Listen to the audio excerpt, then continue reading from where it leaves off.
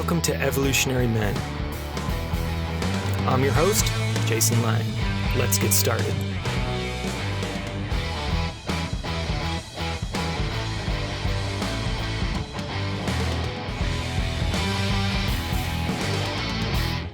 All right, and welcome back, everybody. Been a minute here on the Evolutionary Men podcast since I've done an episode, but I'm very excited to dive back in today with two friends and men I've worked with for varying lengths of time, but that are going to be leading an event for Evolutionary Men in just a week and a half or so on March 29th, which we'll talk a little bit more here. But first up, I have Benjamin Roth, who's an artist, improviser, creative coach, and he's been in men's work for over a decade. He is about as OG as it gets in the Evolutionary Men community. I was working with him, honestly, before I was even a coach in a lot of ways. And then we also have Jeff Raab, an actor, director, theater educator, communications coach, and voice and breath specialist who I've known, I think, a little bit over a year now, and have some amazing memories of the work Jeff does and some really fun times on retreat. And I've got these two guys on today to talk about the kind of overlap between men's work and improv and kind of theater and body and voice work, because I had done a little kind of theater stuff in my film days in college in particular. And as I got into men's work, I remember one of the first things I thought was like, oh my God, a lot of these practices are just kind of theater practices sometimes, kind of coming from that world of what does it mean to get out of your head and into your body. And Benjamin's done my course, Pillars of Presence. And one of the most consistent prescriptions we'll make for men is go take an improv class, right? Guys are so up in their head, they're anxious, they feel like they got to say the right thing. And often a lot of men, we're just tight, don't want to do it wrong. And improv is an amazing, fun and supportive and community-based activity that can kind of help break through all that. So I really wanted to have these guys on to talk a little bit about their own journeys, what they're up to, and then this event we're going to be hosting very soon and hopefully on a recurring basis moving forward here. So first off, I want to kick things off and kind of pass it to you, Benjamin, a little bit. If you just want to share a little bit about your background even more and kind of what brought you here. Yeah. So I initially came out to Los Angeles to study filmmaking and work in film. And that led me to working in advertising. And, one of the things that I did for fun before was like I would play a lot of video games. And then in advertising, I started working in video games. And the last thing I wanted to do after starting in that field was go home and play more video games for fun. So I needed a new creative outlet, and I was dating someone at the time that was an improviser. And I remember doing it in high school and that was so much fun when I did that.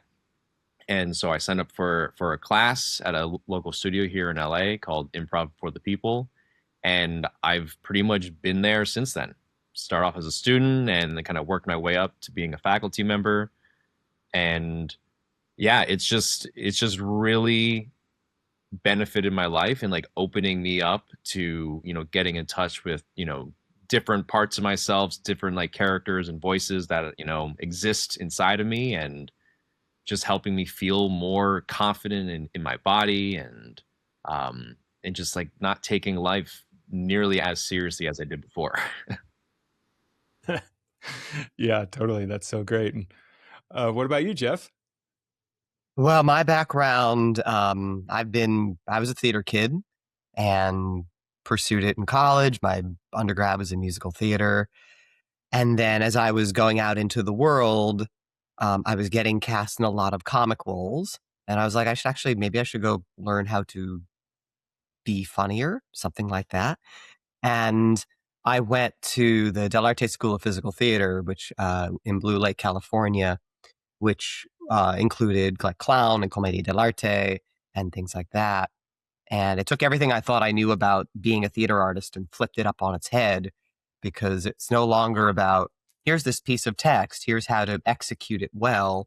Then this work was much more about embodying, well, it's always about embodying, but dropping it in you as the true creative generator and source of the material on a very deep, visceral level. And so that had a huge impact. At the same time, as I was looking for things to go alongside my pursuit as an actor, I started working with a couple voice and speech folks, particularly a guy named Scott Miller, and one of the folks who helped develop his pedagogy, a fellow named John Patrick. So they now have what's called the Miller Voice Method. I started working with them in 2010, and 2020 I got certified to teach voice and diction through that method. And then let's see, 2022 I started teaching voice and diction and theater program at Southern Connecticut State University. And it's been even more so than, passing on the technique of the theater work. It's been really amazing just to use it as a vehicle to unlock people and to allow people to drop into their authenticity and to what it is to take up space. And then I guess the final little piece of the puzzle is I went back and got the MFA in Shakespeare work, which is a whole other kettle of fish in terms of being, because so much of the work in Shakespeare is those characters were written to be like sieves. Like if the character thinks it, they say it. That's how that material is written. So you're very dropped into the present and very on the text and on your voice and all of that. So all of those things. And now I've been able to bring that into some of the corporate world as well, which has been really cool. Cool. Yeah. And this was part of what got me so excited when this kind of idea came to me of, oh, hey, here's two guys I've worked with. They're both awesome. They're kind of in similar space, not quite exactly, but how fun to link them up and help them kind of bring their gifts forward here and serve, a grander community of men. And, there's something you named there that I kind of just want to set as a frame as we go in here that, I mean, the more I think about it, the more important it feels, which is kind of immediacy and presence. Right? We're in this really interesting moment. We're recording this in early 2026, and we are entering an increasingly mediated world, right? Through digital technology, through AI generated content, through video, all of this kind of stuff, right? I mean, it's just a matter of days now before someone creates the first fully AI generated film that people don't give a shit about and they watch and they pay money for it and yada, yada, yada. Now, where I want to tie that in is my sense is what it's about to make even more valuable is actual immediacy and presence, right? We can all click a button now and generate content that makes us look, amazing and whatnot. And, I've been thinking of, Jeff, you'll probably know this. What's the story about the guy who whispers in the ear to make the girl fall in love with him? Is that Cyrano?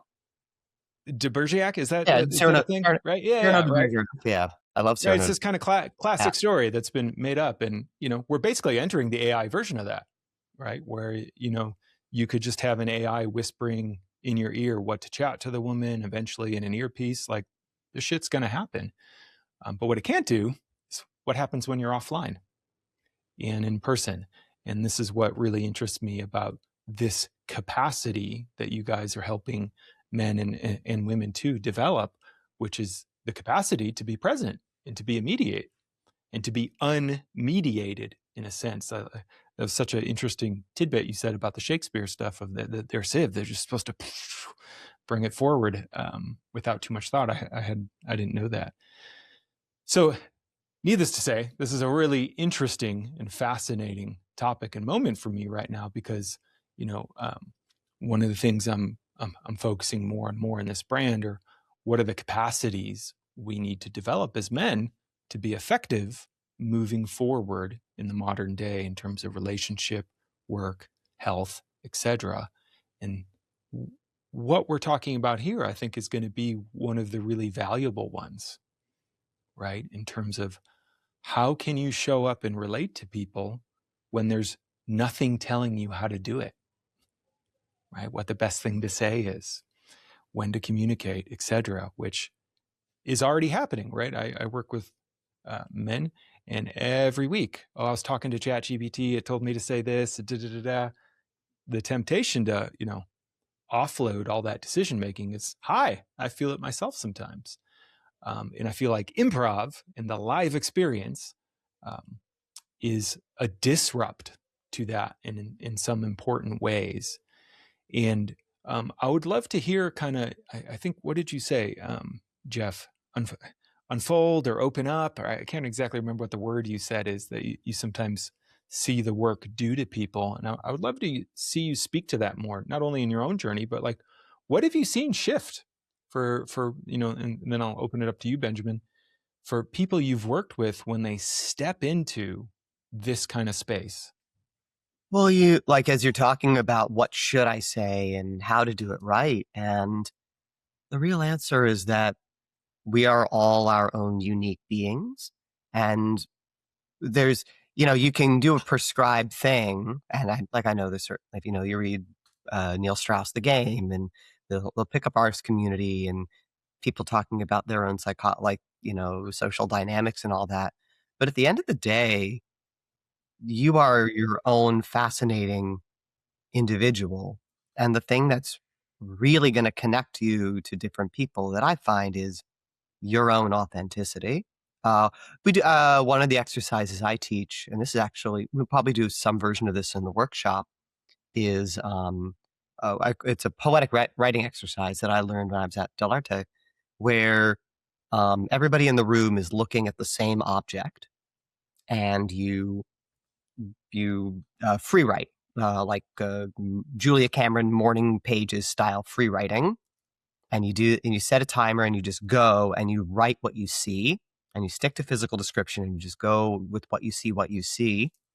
And the outcome of it, spoiler alert, is that every single person around the room looking at the same object is going to come up with their own unique, I'll say, take on it, but it's not, they're not putting any kind of creative stank on it. They're not trying to be original. They're not putting anything on top of it in order to prove themselves or look at how original I'm being or creative I'm being. It's just this human, their point of view to this particular external object, and what that unique connection or perception is. And no AI, no book, no other person is going to be able to tell you what that needs to be. You have to discover that for yourself, and you discover it through trial and error and by treating life as a laboratory. That's how you find your own authenticity. And you think about great artists, whether we're talking about, the people who come out of the improv world, or all the great SNL folks, and those folks who have created incredible careers out of that world, both known and relatively unknown, where you always know it's them. There's something about them, and it's not always something you can articulate. So what I find is, in the work, everybody finds their own light in a way. Oh, I love that. Yeah. And that authenticity. One of the first things I teach guys is vulnerability is authenticity plus risk. And now I also put softness in there as well, which is important for some men. But yeah, that how do I express? How do I become more authentic? What actually is that? I think is an increasingly valuable asset in its own right when we talk about a capacity, the ability to be authentic in that sense. I love that, and this is a pathway toward that. Yeah, and I'll jump on the vulnerability. One of the best pieces of advice I ever got about that, because as actors, there's this thing about be vulnerable, tear open your heart and bleed in front of all the people. You're doing, I don't know, Hamlet's in his head the whole time, but you're doing you're doing the Scottish play or you're doing Medea or whatever the piece is, and you're just expected to like cut open your wrists and bleed in front of the people. Yeah.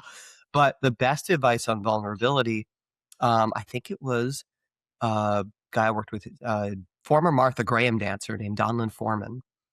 And he said, vulnerability is specificity. And it takes it out of this rule that which ties back to this poetic, exercise of physical description. How willing are you? How brave are you to voice what you see and be as specific as possible about it? That's what a lot of great actor work. It's not about the ability to drop into emotional land. It's creating specific images. Oh, I'm on a stage and I have this, I'm doing a show right now, and I'll use this example where I have a whole monologue about, it's all about the history of the Irish Americans, and there's this, and this was a real letter where in Ireland during the potato famine, they went to the town to see what was going on with the famine, and he walks in this house and sees these 6 starving people. And it's not about the vulnerability isn't necessarily about me being able to connect to grief, but it's about, can I create such a specific image of what these people look like in there that it affects me, that I'm available to receive it. So specificity, specificity, specificity. Be taking that one forward. Such a simple, pure distillation and transmission.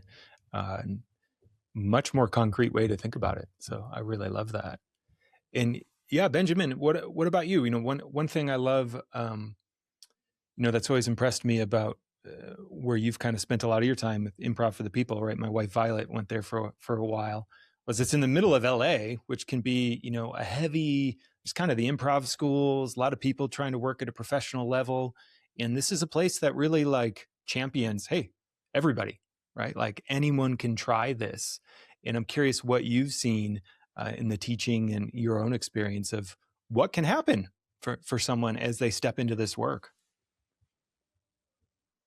Yeah, I think I kind of mentioned it earlier. I think that when people continue to kind of put themselves in an improv class, in these moments when, there's nothing to prepare. The only thing that you really have prepared is like your own personal experiences, the things that you're dealing with in life, the things that you're seeing out in your world. And having that space, just, let that be expressed, whether it's very specific content that, say if you had a bad day at your job and you go in and you do a scene that is about, telling off your boss. Other times it could be completely unrelated to that. And it's just the energy of being pissed off at your boss comes through in this over exaggerated character that, is really wanting a pizza. And what I find so both beautiful and challenging about improv is, there are like the rules of improv. Yes, and labeling your scene partner, figuring out if what's your history, conflict, things like that. And the thing is that because similar to what Jeff was saying, like we each have our own unique perspectives and experiences in life. And so I always find it challenging to give feedback to people, or oh, you should say this because I'm going to approach a scene differently from the way that you would approach a scene, from the way Jeff would approach a scene. And so there is a very individual experience about it. And I think the more that someone gets comfortable with voicing their individual perspective, making big choices and committing to them, that it just makes it easier to apply that in other areas of your life too. If it's having the confidence to go up and approach a woman, or being in a group of friends and just sharing something that really excites you. and not worrying about like, oh, what are these other people gonna say about it, but just being tapped into this voice or this feeling that just feels so true for you, and like just like, you know what, I'm just gonna share it with everyone. And I think that there's something that is very freeing about that, and very self-affirming, like, oh, this is how I feel, this is how I express myself. Oh, I love that. And I just want to bookmark what you said there. Because again, there's many ways this can tie into men's work. So make big choices and commit to them, right? That's a big part of what I see in the work I do with men, which is, hey, no one's going to come live your life for you, right? And that kind of boldness that moves us forward, that's incredibly masculine when we really step into that. In my sense, certainly through the journey of my life, is that requires one really special thing, which I would love for one or both of you to speak to, which is, from my limited experience with improv compared to you guys, for it to work, there has to be a willingness to not do it right, to fail in a lot of ways. Like, fuck, I'm just going to try it. I'm going to try it. I'm going to try it. And that teaching alone, I think, is so transformational, potentially for so many men that, I think as guys, we often have this just terror of doing it wrong or failing. And I know how that showed up in my life is then I lived my life in this teeny box where it'd be like, step, research, research, research, research, step, research, research, research, research. And, over a decade, my life maybe moved that much, like barely anything.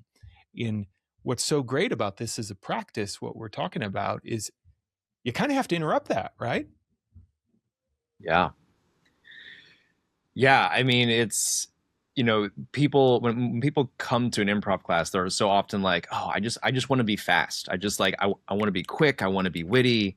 And I always try and tell them, like, similar, like, you don't just pick up a guitar and just start, shredding and going as fast as possible.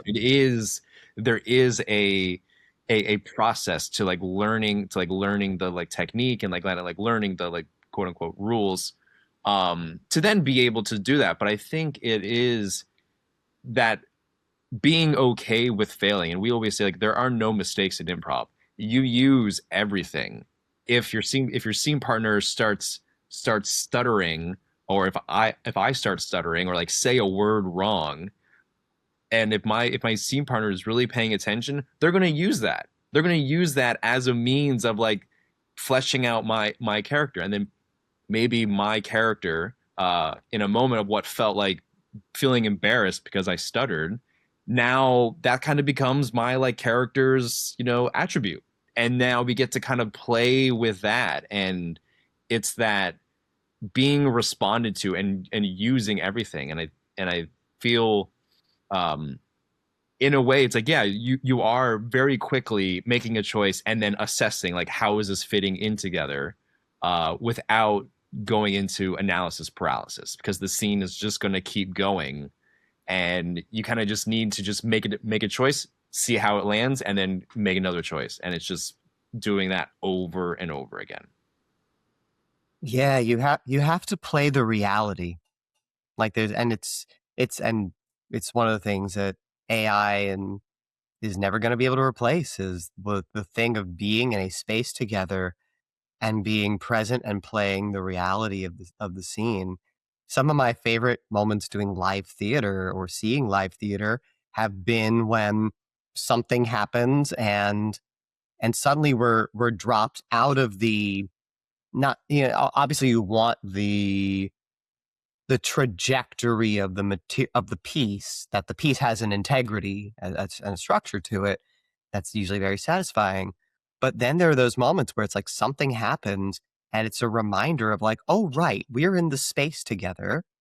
One of my favorite, uh, from my own was, I was doing Rocky Horror, and there's a scene at the end of it, I was playing Riff Raff, and I remember doing the time warp, all that shit. And there's a scene at the end of it where when they come back and they usurp Frankenfurter and kill him and all that. Spoiler alert. And I had the gun. I had this like ray gun in the back of my pants, and I added suspenders to the costume. So there's this. I'm out there. I'm saying the line, "You are to remain here," in spirit or something, and I was supposed to in spirit. The gun gets caught in the suspenders, and so I'm like, crap. I'm like trying to get the darn thing out, and it turns into this, and I have to play the reality of it. I pull, the trigger was a little toy gun, so it starts making beepy noises. Beep, beep, beep. So I'm like, I have to play that. I'm like lasering myself in the testicles. I'm like, finally, everybody catches on, and finally I get the gun out, finish the line, and it was like the audience went crazy, and we all talked about it afterwards, and we all had the best time. Not because anything I was doing was so grand or great or anything, but just we were dropped into a moment of reality, and we were all together in that moment. And which is my very long-winded way of agreeing with Ben that, yeah, nothing can make up for those live, we are in reality together thing. And whatever happens in the moment is beautiful. And that's workable. and workable. And that's a shift from how we've been brought up in educational system and all these other different things, the man box, all the different things get us into, it has to look and be a certain way. I will also add, like, on that aspect of failure, that for me, in my personal experience with like being a recovering nice guy, that this a sense of like failing in ways felt like dying, or like fearing like I would die if I would make a mistake or like get this wrong. And yeah, every time I go out and do an improv show, like I am still nervous like right before, but with having done it so many times, like I am like literally what feels like facing death like each night, in terms of like I don't know what's going to happen in this show. And there are times where scenes don't land and characters don't work, the audience doesn't laugh, and it's just helped build resilience for me of like I'm going to be okay. In a lot of the instances where I feel like I'm going to die if I like make a mistake, I end up not actually dying. And so I think putting myself in that situation to be open to failure has just made me more confident in just knowing that, like, you know what, I can survive this. It may suck, but I will survive this. I love that, in that resiliency and capacity to kind of bounce back and not collapse, right? I think that's one of the things we're really talking about here, to make any moment workable. Or as I sometimes say, it's right there in the language you guys spoke, but to become a yes to the moment, right? So much as men, we're afraid of failure or we're resisting the moment. And for this kind of work to work, you just have to go with what's there, right? And actually connect to reality, like Jeff was saying. And that's such a powerful capacity for men, particularly when it comes to relationships, right? Because the whole jam with relationship, whether you're approaching a woman for the first time or whether you've been married for a decade, is we can't control the other person. And we like to think we know people, but we never know what's going to come back. And so having that willingness to just work with, get surprised, and not collapse if things don't go our way, right? In kind of the more polarity world and relational world, that's about as sexy as it gets when I hear from the feminine, right? It's, oh my God, that moment happened where right, he slipped in the mud and ate shit and got totally muddy. And some guys would shut down from that or get angry from that. And right, one of my clients once was telling me, he just made it into a thing, like, oh my God, that didn't go the way I wanted, and started playing with it. And she laughed her ass off, because what it taught her was, this is a man who can work with the challenge of life and not get too gripped by it. And that willingness to, fail or make mistakes or keep iterating. This is such a key capacity, guys, and why out of all the many things you could focus on in men's work, I'm wanting to help bring this forward more in the world. And it's a body-based thing too, right? In terms of, we often talk about in our relationship course, right? You got to lead, then listen. That's exactly what you guys are saying. Like, make a choice and then be responsive, get sensitive to what comes back, right? How does it land in the other person? What do they bring back to you?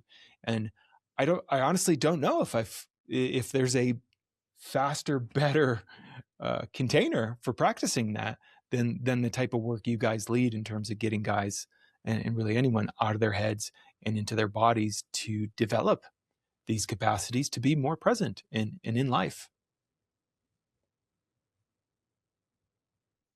Yeah, it is, especially when I see people coming into a class for like the first time, it's been very interesting just to observe like certain relational patterns coming up in terms of like, noticing people that may be more soft spoken, may be like, uh, maybe just parroting what someone else says. And then there are also on the other side some people that are like coming in and like almost directing or like demanding people do this, like go and get me that thing. Um and so it is in some ways kind of like heartbreaking, or like you just kind of like see like these relational patterns that people have in their lives, and that like really kind of come to the surface when you're in this space where two people like don't know what the fuck is happening, and you're trying to make sense of it, and one person thinks this is going to be a scene about getting a tax refund, and someone else thinks this is a romance scene. And so it's like, how do you come to terms with people that have two different perspectives, and you ultimately kind of have to agree, or it's not going to work. Or I would imagine with that becomes a kind of the game. One person is imagining they're getting a tax refund, and the other person is imagining that this is romantic. And somehow, if I would imagine, if those start to inform and infuse each other, then you get some really delightful, unique concoction of a scene. Um, and also, like, when we're talking about how people want to show up in the world, that sometimes we feel we need to show up in the world in a certain kind of way, but it may not. Your authentic nature may have been something that was hidden or put upon or something. Like Ben, you mentioned earlier about everybody wants to come in and be quick witted and fast, but that may not be your gift.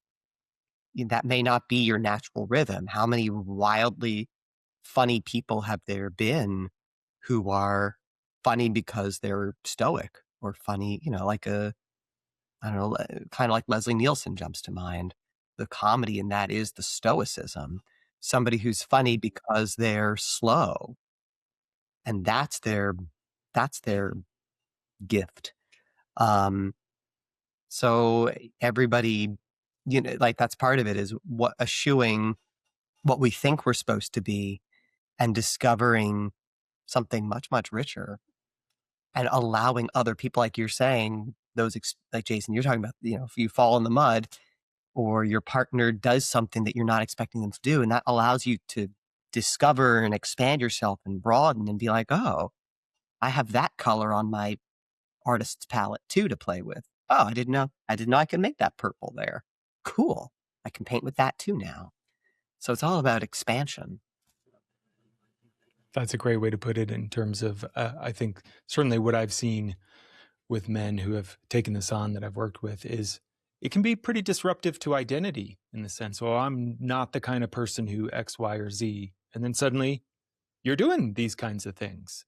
And that can be so useful in terms of men expanding the possibilities of how they can be and how they can show up in the world. And there's two words I kind of want to throw out there that you guys can each maybe take a crack at. Which is another thing that it really excites me about this work, which is creativity and play. Two things that I think are also increasingly important, both for men and in this day and age where, like we were talking about, consumption is easier than ever. There's just like literally an endless dopamine stream for anyone in the moment. In this as an activity in this body of work you're both involved in, I think it shifts people from the consumer to the creator. And I would love for you, one or both of you, to take just crack at how have you seen this impact creativity? And then what's the role of play in all this work? Creativity. I always think of the old Reese's commercials where you got peanut butter on my chocolate, you got chocolate on my peanut butter.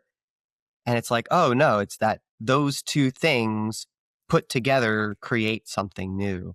And so many people, so many creatives, or I mean, anybody thinks to be creative means that I have to generate or manufacture something out of thin air, and that some kind of like, oh, I am the source of the thing.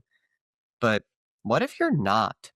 What if the only thing that we do, we just receive information and then we naturally put things together? If I were to say, kind of similar to the writing exercise earlier, but if I were to say, okay, there's a man and a dog in a park and it starts to rain, go. And I guarantee both of you and every person listening to this has started to create the story of what that man with that dog now does, having that it started to rain. There was no, oh, you weren't just, and it's not because, oh, I'm creating the idea of what a man is. I'm creating the idea of what a dog is. I'm creating all these things. We just we naturally take in information and we synthesize it. And we make these connections. Everything in our body, neurons, it's all about making connections. That's really what I would say creativity is making connections in response to things that are already in the world. And each of us are going to be able to tell a different story about that man in the park and the dog in the rain. It's going to be a different story because we're each different people with, as Ben points out, different life experiences, our own unique thing to bring to the table. So um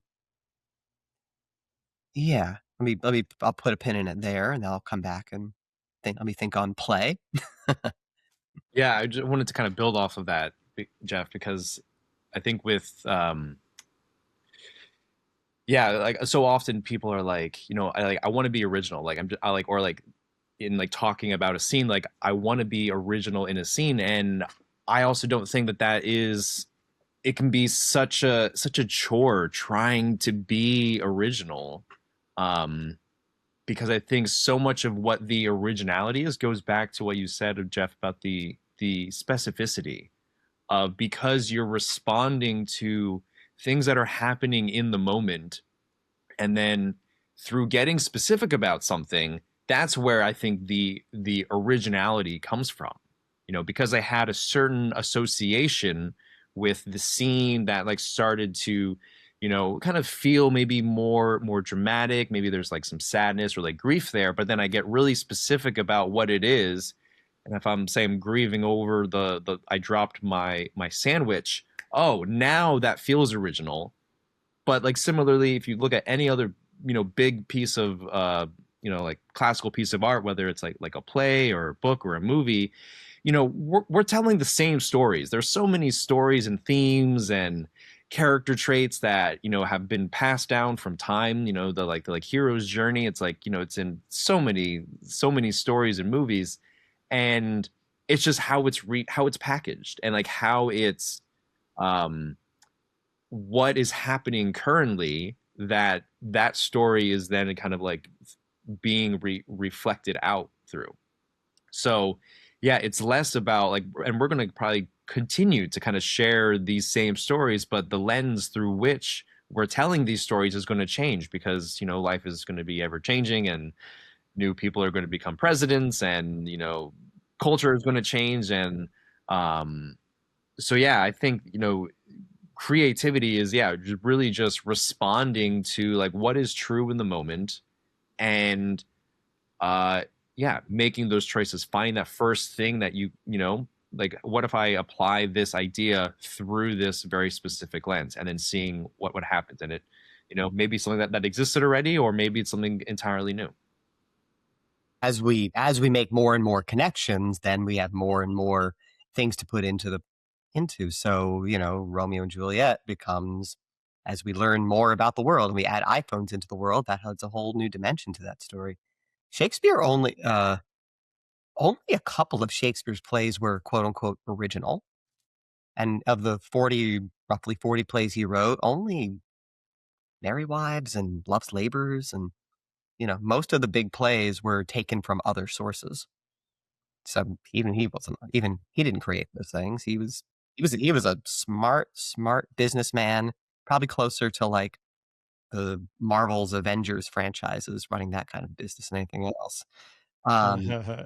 But yeah, as we or even go West Side Story, where we've got Romeo and Juliet from the one side, and that whole thing was Bernstein bringing in the opera world, Jerry Robbins bringing in the ballet world, like all these things are everything's just the bastard children of things we love. Creativity is birthing the bastard children of things we love.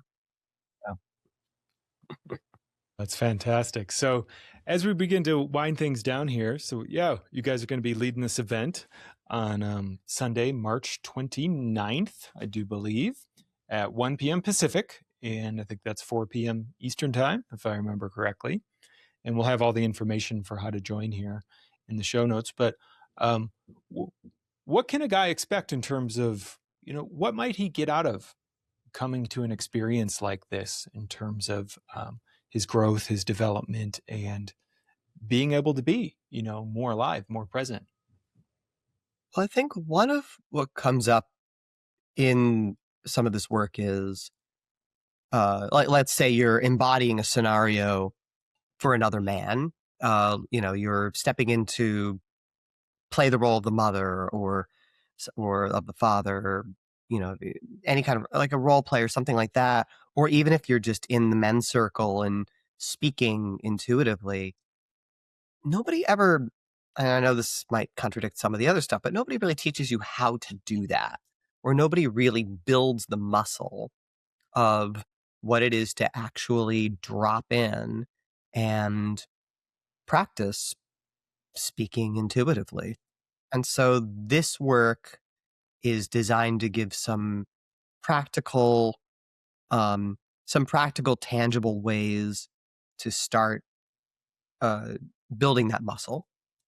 And that's through some of through improv exercises, and I'll be bringing in a lot of voice and speech work, especially breath work, because that literally loosening up some of the body in order to kind of like what I was saying earlier with the Shakespeare. Those characters are meant to be sieves. How does our body become the channel to respond to experience in a tangible physical way? So voice and breath, loosening up physical tension, things like that.